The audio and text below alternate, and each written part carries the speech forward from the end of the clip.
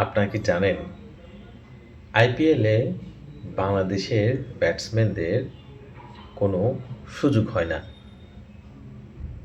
এইবার আইপিএলের মিনি অকশনে বাংলাদেশের প্লেয়ারের ৭ জন শুধু বলার।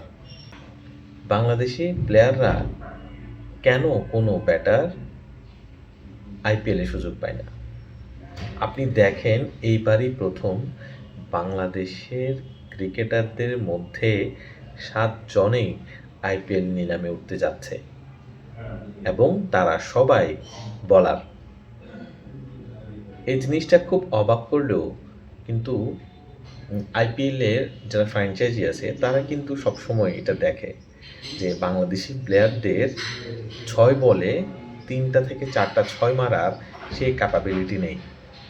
মূলত এই কারণেই ফ্র্যাঞ্চাইজিগুলো বাংলাদেশের ব্যাটারদেরকে পিক করে না। বাংলাদেশের ব্যাটারদের প্রতি তাদের একটা ধারণা রয়েছে যে তারা বড় ৬ মারতে পারে না, যে কারণে আইপিএল অকশনে বাংলাদেশের ব্যাটারদের কোনো ভূমিকা থাকে না।